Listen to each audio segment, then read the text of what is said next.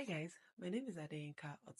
Welcome back to my channel. If you are new here, welcome and thank you for joining us. If you're a returning subscriber, thank you so much for holding it down and thank you for always coming back to this channel. You know I love you so much.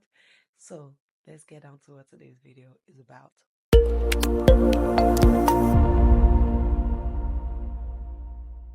Welcome back. So in today's video, we're going to be talking about how I really felt and how I dealt with finding out that my child was going to be born with achondroplasia. Um, I'm not even intentionally trying to talk about this, but I got a random DM yesterday from a man. I actually thought it was a woman because obviously there wasn't any picture on his profile or something, so I thought it was maybe the mom reaching out to me. But it turns out that it was actually the dad that was reaching out to me, and he had reached out talking about how I was able to deal with knowing that my child was going to be born with achondroplasia, and he asked me how I felt and how I was able to deal with it. And to be very honest, when he said that, it made me pause and think back to what my state of mind was at the time. So he said his child was born with achondroplasia, and he asked me how I was able to deal with it. And I told him, I said, look, um, here's what I was able to do. Here's how I dealt with it. But the main thing that got me through this thing was having the right support system and just me and my husband being on the same page. God bless that man. I'm not giving him credit for what he's supposed to naturally do as a man and as a father of the child, because obviously I didn't create the child myself. But again, I'm grateful that he is a solid rock, to me at the time. And my mindset at the time, like I said, I did not find out that I was going to be having a baby with achondroplasia until I was 37 weeks pregnant. And when I found out, I was crushed. First, I didn't even know what it was called, because the doctor said it was achondroplasia. I mean, they said it was skeletal dysplasia, and there were so many different types of it, but they weren't sure which one my baby was going to have. And I wasn't going to find out until after the baby was born. And I remember coming home and crying and just praying to God to change it, to just do a miracle, make sure that when the baby comes out, the baby was totally fine. What did I not do? In fact, I joined what's it called, what's that prayer thing that they do, that pastorologist prayer that they do every night. And I told God, because after I got the message telling me that the baby was going to pass away when the baby was born, um I started praying to God and I started asking God for a sign. And I started telling God that my baby is not going to pass away. I'm not going to carry a baby for 9 months and then the baby will now pass away. So I joined the prayer and I was like, God, show me a sign, that this baby is going to come out alive. Just show me a sign anyhow. So usually when I join that Pastor Balaji's prayer, when I listen to the praise and worship or something, I just, cut it off and go to bed. But for some weird reasons that day, I just waited until the very end, because I was like, hey, I know God is going to talk to me somehow. And the funny thing is, there's nothing I've asked God for that man has not done for me. Anyways, so I sat there and I started to pray to God, and I'm like, God, show me a sign. And towards the end of the program, Pastor Balaji paused and he said, hey, there's a woman here. She's somewhere in America. I think he said she's somewhere in Texas. I don't know where. God said I should tell you that it is done. And that was my first sign telling me that my baby was not going to die out. Immediately bring that baby out of my womb. And in the morning I woke up, I told my husband, I said, babe, let's go to the hospital. Nothing is going to happen to the baby. He's not going to die, at least not today. Here's what, I got from God. And I remember getting to the hospital, and at this point, I was still afraid and I was still hoping for some sort of miracle and everything. the room was, when time was time for me to deliver the baby, there was like 15 different specialists of doctors and everything in the room, and just waiting for the worst. But when they brought out the baby, it was surprisingly okay. He cried normally. He weighed about 6 pounds and maybe 11 ounces. It was fine. And I'm like, you know what? There's nothing wrong with this baby now, Abby. I was asking her, I said, baby, there's nothing wrong with this baby. Abby, are you not seeing it? She looks normal to me now, you know. And but they said his oxygen was low, so they had like this oxygen thing on him. If I find a picture of it, I'll put it somewhere up here. And they put this oxygen thing on him. And the only thing I remember about my state of mind at the time was after they did genetic testing for him the next day, I was still afraid of bonding with the baby. And my therapist usually tells me that I'm avoidant. So she says I don't like to deal with things, and I just cover it up by, making jokes and laughing and just doing whatever. But I think that's my way of just coping. It's a coping strategy for me, where it just feels like, okay, I'm not going to be mad. I don't want to cry. I don't want to do this, you know. And I remember them taking the baby to the NICU, but my breast milk had not come in at the time. So every time they tell me, come and see the baby, I'm like, I'm not going. Let's go and see the baby, I'm not going. And it wasn't because I didn't love the baby. Of course, I carried this baby for 39 weeks.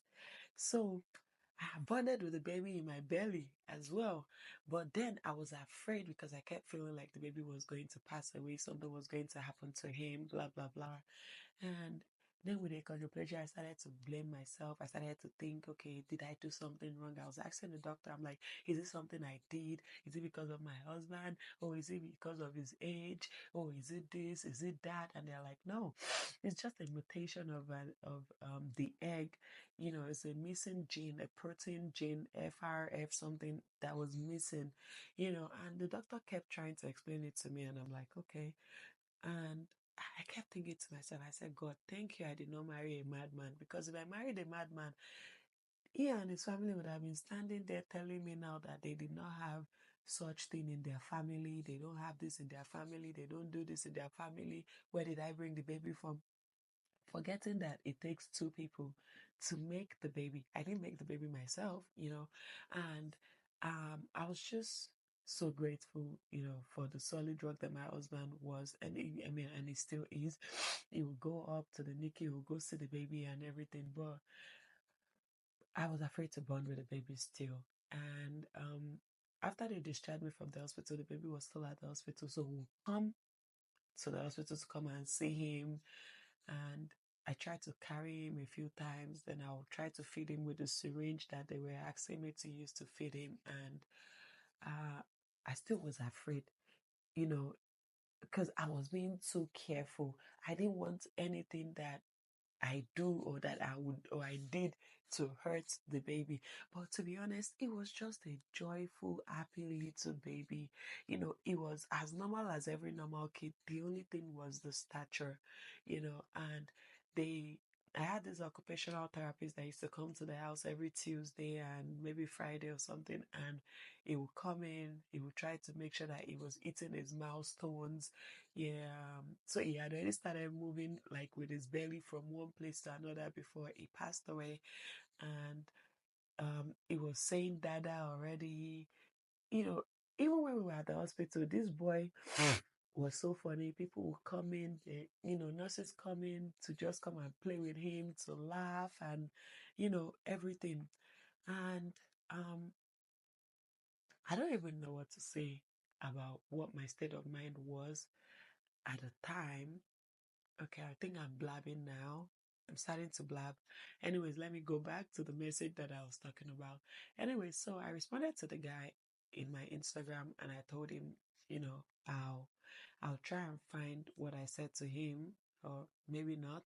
Anyways, I told him how I was able to cope with it, and today he responded to me telling me that he and his wife have been fighting. Apparently they are in Nigeria, and he said she's angrily gone to her aunt's house, she's upset, and she has told him that, oh, it's because he was drinking alcohol. Oh, then it was also like, oh, she did fibroid operation. Oh, can it be the fibroid that caused them to have that kind of baby? And I'm like, no, it's nothing any of you did. And don't forget, you guys contribute 50-50 to the egg and to creating that baby. Somebody has Y chromosome, somebody has X chromosome. So, hey, producing the right amount of semen to whatever has its own benefit. But in the case of achondroplasia, it was not anybody's fault. So to families struggling with this, or that have babies with achondroplasia of any form of dwarfism, if it's not hereditary, if it's not in your family, it's just something that happened. It's just something like 100 point something percent chance of it happening to you. And I get how mentally depressing and taxing it can be. Like, oh, when I had my baby, I was thinking about the future, about how I was going to fight everybody that insults my son, how I was going to, maybe we'll go to a party and maybe I'm just passing and somebody will say, whose baby is that one? Hey, who get this dwarf? I mean, who get this kid? I was already imagining different things, how I will fight, and, and the people that will ask me kindly, I already thought about how I will educate them. The ones that want to be mean, I already thought about how I will become a mad woman and I'll just be fighting everywhere, and I just realized that. And my husband would be like, babe, let's just worry about now. Don't let's worry about the future. I'm like, no, let me think about everything so I can know the way that I want to do for anybody that tries to bully my child. I thought about him going to school and people bullying him and all that stuff. I get it. I get how mentally taxing it can be, when it feels like, oh, you're hiding your child. You don't want people to see him. You don't want people to do this. But to be honest, as a human being, it's just small. He's just a little person. It doesn't take away from what he's going to be. It doesn't take away from who he is. It doesn't take away from his brain, from how brilliant he can be. The only thing that is different between him and every other child is that he is just a little person. And that's it. And I miss him so much. I miss him so much. So funny. And as I talk about this, I can imagine, I can hear him like just giggle and just laugh. So I'm about to start crying. I'm not going to stop talking about him, but I'm going to end this video here. And to anybody going through this, please don't fight each other. Don't fight each other. You guys should stay together for the sake of your babies. Don't fight each other. And also, make another baby if you want to. You don't need to be scared, because he told me he was also scared. He doesn't want this type of thing to happen again. And I told him I just had a daughter and she's perfectly fine. She doesn't have anything. The chances of that happening to you again is very long. It won't happen again.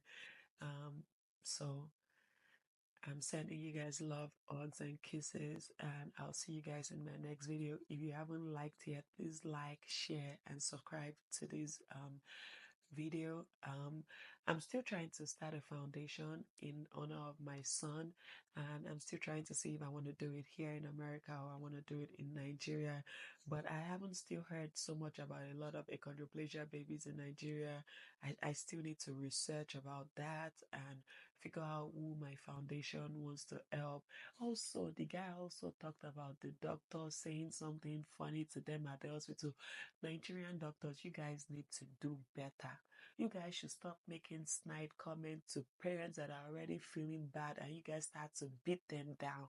It doesn't make any sense. If you are not compassionate, you cannot be a doctor. Don't be unfortunate. Stop telling people nonsense. I mean, stop making side comments that just make them feel bad about themselves. It doesn't make any sense. Anyways, I'm already starting to get angry. I'll see you guys in my next video. Bye. I love you.